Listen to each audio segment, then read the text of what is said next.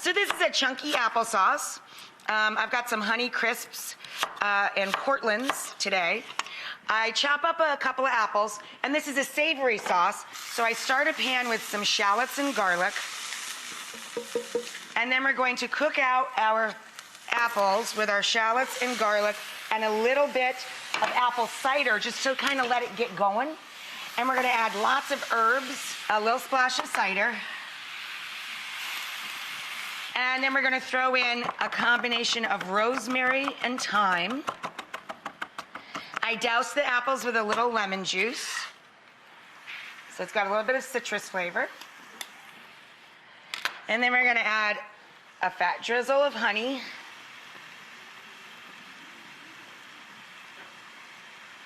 Some balsamic.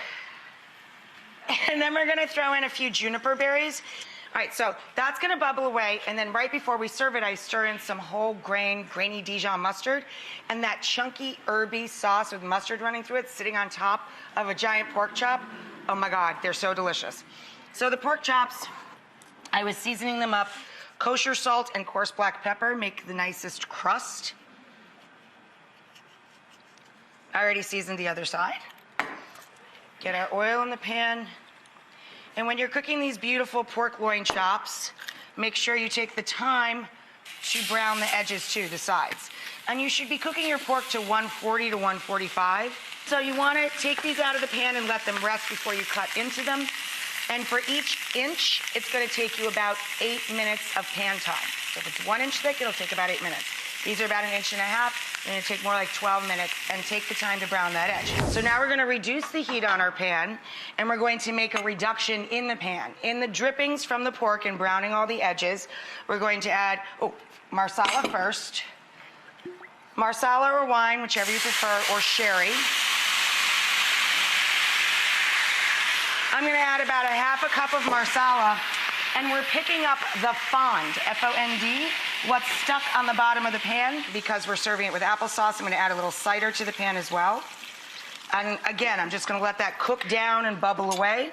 And we always add butter to gloss the sauce and give it a richness.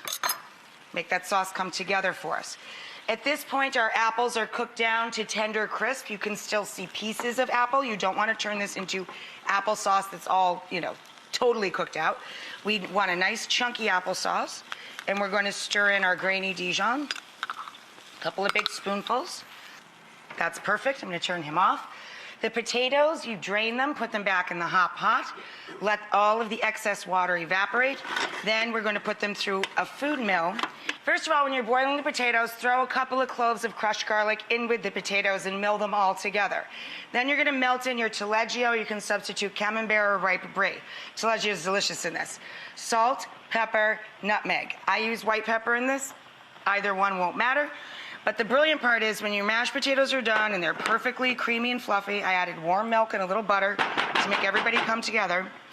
You can hold them literally all day by putting a lid on it and putting it in a bain-marie. Put it in a bigger pot with a little tiny bit of water, and it will just keep them perfect all day. So, to serve, we take our cheesy mashed potatoes. I know, it just looks like a delicious cheesy cloud. And then we're going to take our giant pork chop. Come here, buddy. Hello, fella. We're going to top that with our marsala, butter, and cider. Yum. And then we're going to top that with our chunky mustard applesauce with fresh herbs. Big old sharp knife. Get on in there.